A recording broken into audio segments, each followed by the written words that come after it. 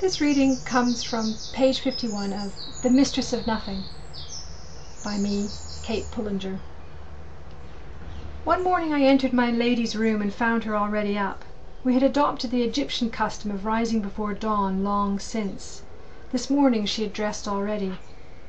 "This is it," my lady said with a flourish, spinning herself around. "This is the new a la mode." "Lady Duff Gordon," I said, unable to say more. "What do you think?" she asked, and spun around again. She was wearing the most extraordinary outfit I had ever seen. She had on a pair of Egyptian trousers, men's trousers, brown cotton, loose flowing, tied at the ankles, and a long white cotton tunic on top.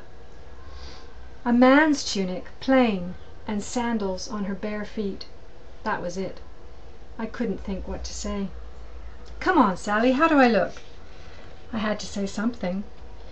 "You look like a learned Egyptian sheik," I said. My lady pressed her hands together and bowed solemnly. "Inshallah," she replied. Then she picked up her shawl and placed it over her hair, looping it around her neck. "For propriety's sake." She looked at me. "You can laugh. It's quite all right." I let out a laugh then. One brief yap was all I allowed myself for fear of being unable to stop. "It's so practical," I said.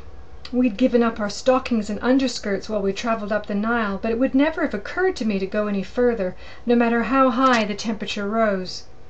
"It's comfortable," my lady replied. "But here is the real revelation." She picked up her stays from the divan where she had discarded them and waggled them at me. "Your stays!" I said, bowled over by shock. I would have sat down if it had been appropriate.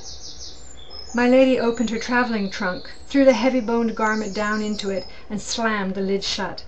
"My stays are staying in there, my dear, from this day forward. I've had enough of them. The object of this exile of mine is for me to breathe more freely. That thing," she said, pointing, "was not helping." And that was it. From then on, that was how my lady dressed, like an Egyptian man. A peasant, mind you, a fellahin, with a dash of Bedouin tribesman thrown in when she felt inspired. We'd argued about stays in the past. Whenever my lady was ill I would try to dissuade her from wearing them, but with her it had been a point of principle. Mustn't let the illness have its way, mustn't let the illness force compromise. Now she'd found a way to get rid of them.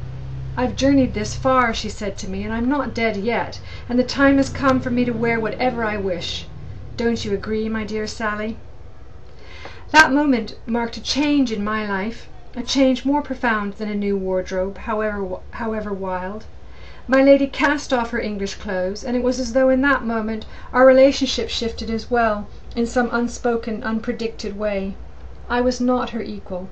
I was part of her routine, part of her life, my care for her so intimate that it was as though I was part of her body, a hand perhaps, a foot, something indispensable, to which you do not give much thought.